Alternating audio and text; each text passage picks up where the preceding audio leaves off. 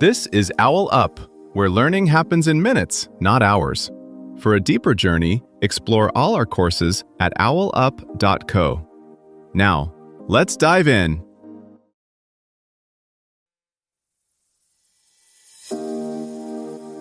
Welcome back to Chapter 3 of our series, Price It Right, Charge What You're Worth.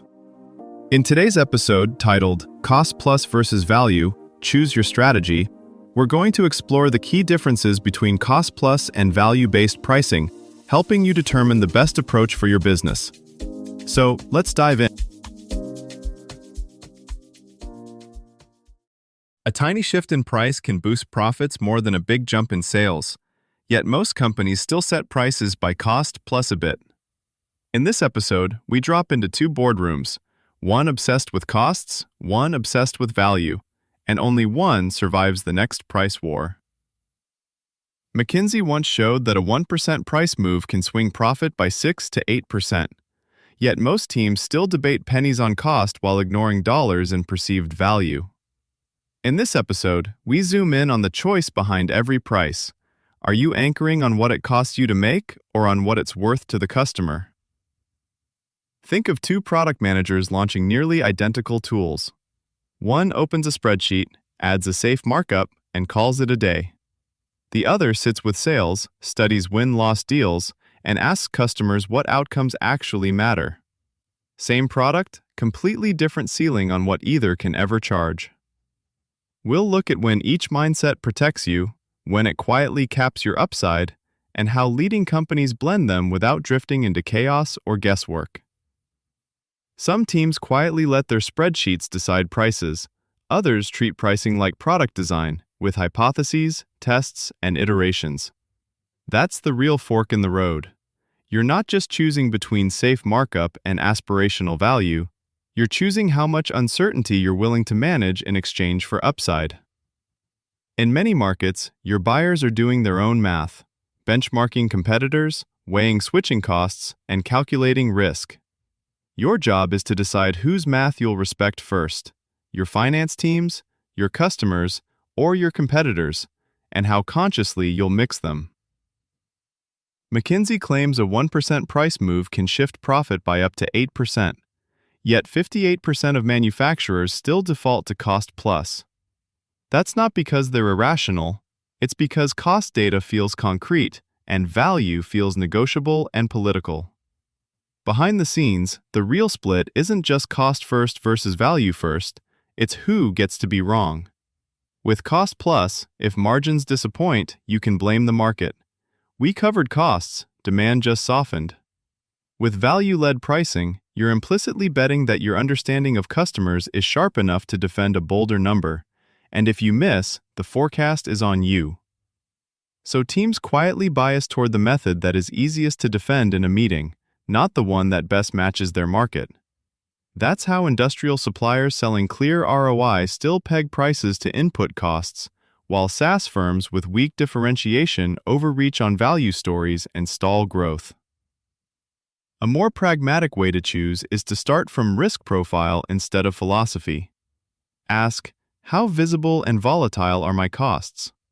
If input prices swing weekly, a rigid markup can lock you into bad deals.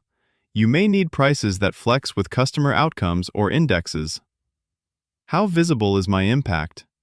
If you can credibly show, this saves you $500,000 a year in scrap, anchoring on that impact is safer than pretending you're a commodity.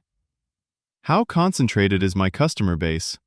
Selling to 3 giant buyers who negotiate hard makes sloppy value claims dangerous, but it also makes lazy markups easy to reverse engineer and squeeze.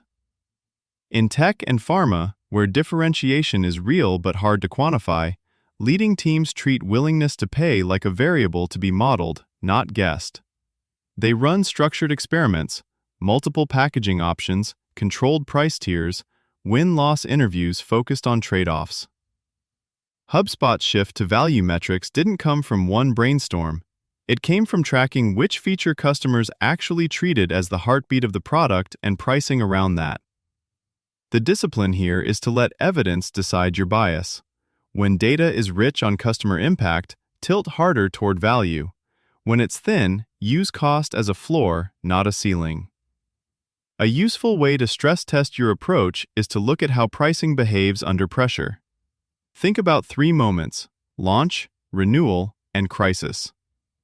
At launch, a hardware supplier might anchor on internal build sheets, then quietly add a market-stretch line item based on comparable solutions.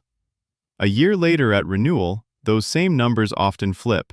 The buyer leans on alternative quotes, and suddenly your narrative about uptime, fewer defects, or faster setup becomes the only defense against an automatic discount. Now add crisis. Input costs spike or demand drops. The firms that survive don't cling to one doctrine.